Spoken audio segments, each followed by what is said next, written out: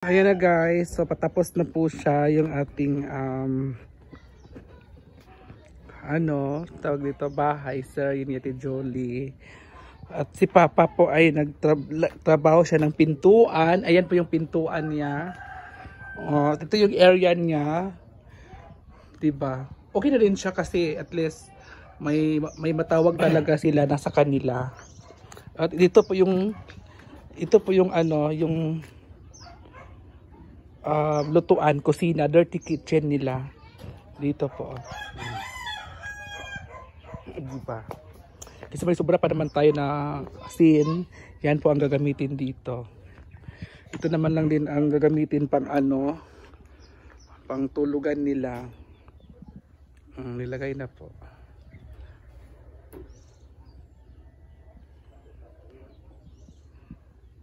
At mamaya pa ay mag-flooring na po tayo.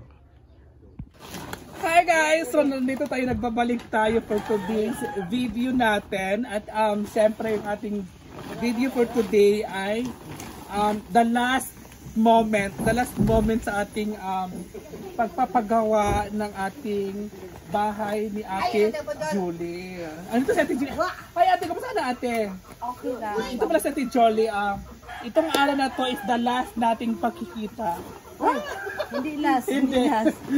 Hindi. May ano ka pa, may ibang priority pa. May ano pa wala ako, may gagawin pa ako at ito ay medyo okay na talaga yung bahay ni Ate Jolie. Kasi ang gagawin natin today ay magpo-flooring na po si Papa. Ito yung flooring nila So matatapos na talaga ngayon at kasi sabi kasi ni Tita Bot, cut muna yung ating trabaho kasi tapos na tayong budget. So dito tayo, halika ko na ate. Halika na ate. Oh, kawal! So dito tayo. Ito pala yung bago maglagay ng flooring, ay pasukin muna natin yung bahay ni Ate Jolie. So ito yung bahay pala niya. Ito yung pintuan.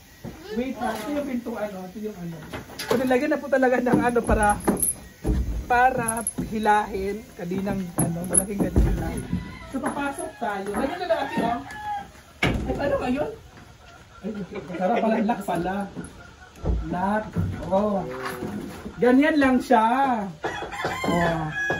Ganyan. Yung ito yung bintana. So papasokin muna natin. Ito yung padlock. So ito yung bahay pala. So ito yung bahay ni Ate Jolie talaga mga ma'am. Si medyo, halika muna dito ate. Medyo, si Ate Jolie. So medyo kaniitan lang kasi ito lang talaga ang kaya ng budget. So anong masasabi mo doon sa mga negative comment? Bahala kayo. Bakit daw ganito, ganyan, bakit maliit? So ano mo sa kanila? Sa akin lang yung mga negative na tao na, so bahala kayo kung anong isipin mo. Basta ako, happy ako na mayroon akong ganito. Kasi yung budget lang naman ang inano namin, kinasya namin. Kasi yun lang talaga. Then bukas mag-send pa kami na kusina, yun lang, dayon. Kasi yun ang budget lang ang pinakasyahan. And then yung mga negative, gusto niyo, dagdagan niyo para mas malaki. Correct.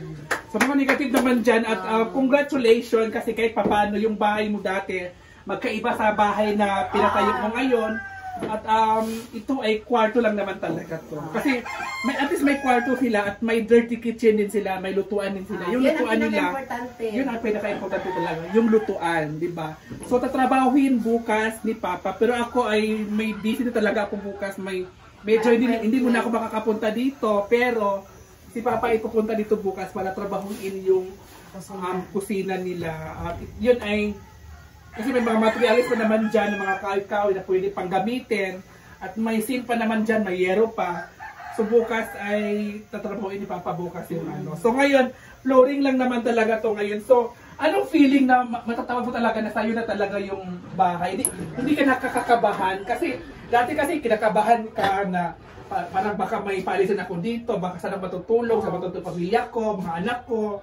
Anong feeling na at least hindi na siya, kung may dating na bagyo, hindi na siya Hindi ka nakakaman, matatakot ka na. Ay, lalabas ako dito kasi baka matumba or sabi ko yung tumba.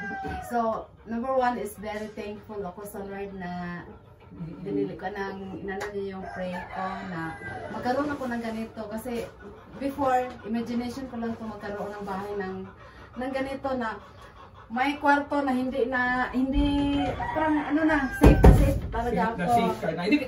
Itong kwarto na to, hindi ka na talaga masisilipan kasi walang kung mag-question dyan, hindi ko talaga pinalagyan ng bintana dito at saka dito kasi sa safety ng, basta kwarto talaga. Kwarto talaga siya.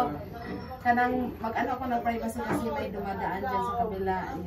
So, ang masasabi ko po, sobrang thank you po ako na may safe na ako na kwarto.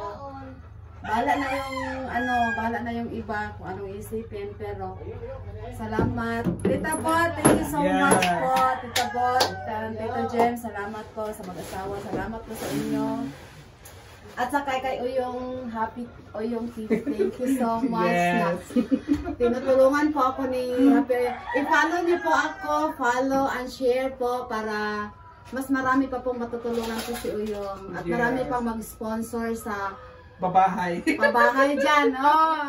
Baka, hindi naman ako ang may kailangan pa ng ganun. Marami pa tayong ma-discover. Pero, siguro ako ang nauna or ako ang second na tinutulungan niyo. May tinutulungan sa iyong before.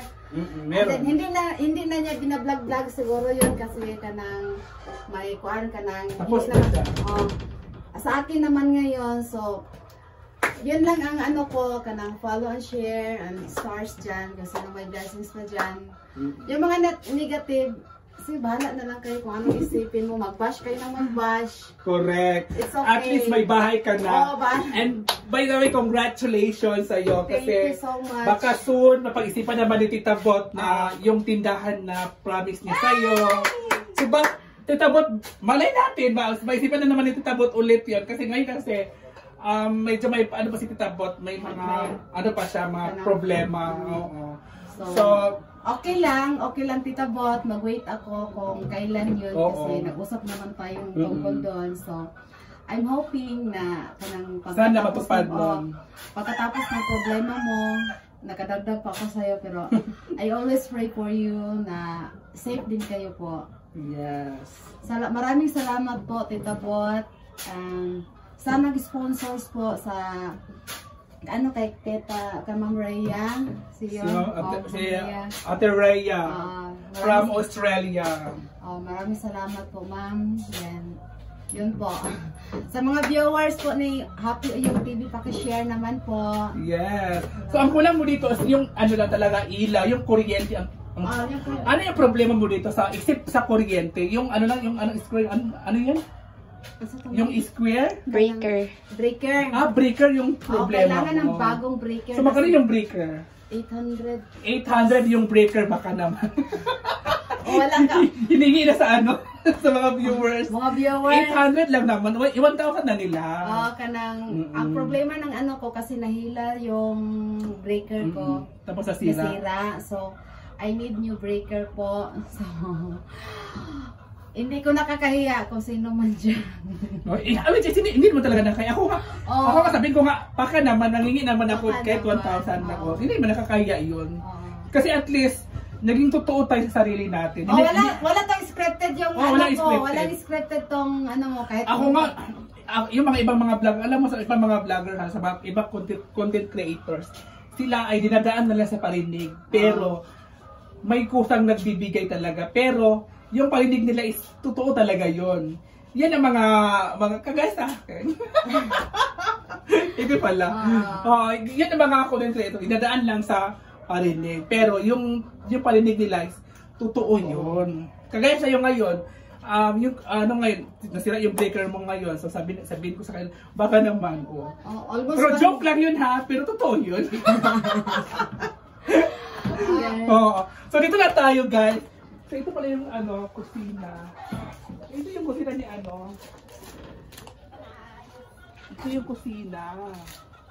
Ito yung gagawing kusina, yung lutuan at saka dito dirty kitchen. May mga pa tayo, mga simiento. Dito yung isa file, pero nasimulan na yan kahapon, pero ngayon nasa talaga na umpisahan ulit kasi inuna pa po yung flooring ni Papa. Diba? So, gano'n ba kalawak hanggang dito lang din ba or lagpas pa dyan? Or ikaw lang naman makakaalam dito kaya andyan naman yung mga engineer. No? Kahit dyan lang. Ilagpas mo sa ano mo. Ay, hindi. Pwede man lang mo na lang kung ano din ha. Wala na siya. Pwede rin. Sunod na rin ka dali sa ano. Pwede rin. Diba? So, anong balak mo dito? Lagyan mo ng upuan dito sa gilid. Diba? Lagyan ko ng upuan. Anuhin ko. So, ito na nga guys. So, si Papa ay nagsisimula na po siya magbasa ang tawag dito. Ronje, do ko lang nga nagtubig, Ronje. So, by the way, congratulations at Tita Bot. Thank you, Tita Bot. And God bless, Tita Bot. Bye! Salamat. Hindi pa nag-post. Wala pa na-post. So, ito na guys. So, mag-flooring na kami. Dito na yung flooring. So, Rinji. Ay, sira din. Ay, sira. Flooring na siya. Ayan na guys. Katutan ko, Pong.